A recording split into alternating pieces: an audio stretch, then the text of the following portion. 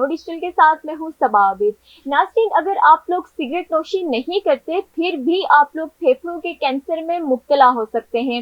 नाज़रीन, हम लोग फेफड़ों के कैंसर को सिगरेट नोशी से ही मुंसलिक करते हैं। हम लोग यही सोचते हैं कि अगर कोई सिगरेट नोशी नहीं करता तो वो फेफड़ों के कैंसर में नहीं मुब्तला हो सकता, और अगर कोई सिगरेट पीता है तो वो लाजमन उसको कहीं ना कहीं किसी स्टेज पे जाके जिंदगी के फेफड़ों का कैंसर हो सकता है। लेकिन आज की जो रिसर्च है उसके मुताबिक ये चीजें बिल्कुल गलत करार दे दी गई हैं।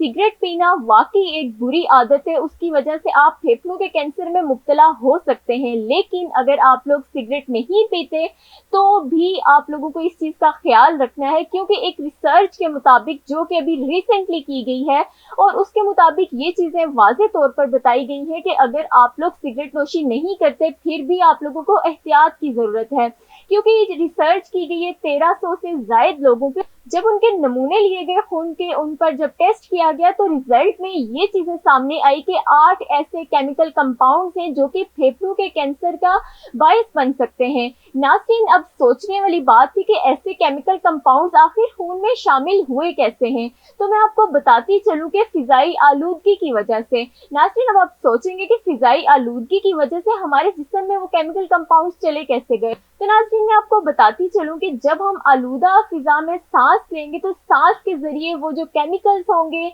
जो गैसेस होंगी, वो हमारे जिस्म में जाती रहेंगी। नाज़रीन, आप लोग तो सब जानते होंगे कि जो हवा होती है उसमें मुख्तलिफ किस्म की गैसेस भी शामिल होती हैं और केमिकल्स भी शामिल होते हैं, और ये इंकशाफ भी किया गया है कि हवा में छोटे छोटे जो प्लास्टिक होते हैं वो भी शामिल होते हैं, जिनको हम माइक्रो प्लास्टिक्स भी कहते हैं। क्योंकि आजकल देखा गया है कि जो नदी नालों में कचरा पड़ा होता है, अगर प्लास्टिक वगैरह वहां से ना उठाया जाए टाइम से, तो जो प्लास्टिक होता है माइक्रो प्लास्टिक बन के फिजा में शामिल हो जाते हैं, और फिर उसी तरह जब हम लोग सांस लेते हैं तो जो माइक्रो प्लास्टिक होता है वो भी हमारे जिस्म में जा सकता है। नाज़रीन, यही जो गंदगी होती है हमारे जिस्म में जाके फेफड़ों के कैंसर का भी बायस बन सकती है और भी मुख्तलिफ बीमारियों को जन्म दे सकती है। इसलिए माहिरीन का कहना है कि फिजा को जितना साफ रखा जाए उतना ही हमारी सेहत के लिए अच्छा है। शहरों में गाड़ियों की बढ़ती तादाद की वजह से गाड़ियों का धुआं, उसी के साथ साथ सनती आलूदगी, इसलिए माहिरीन का कहना है कि जितना हम लोग माहौल को साफ रखेंगे उतनी ही हमारी सेहत अच्छी होगी।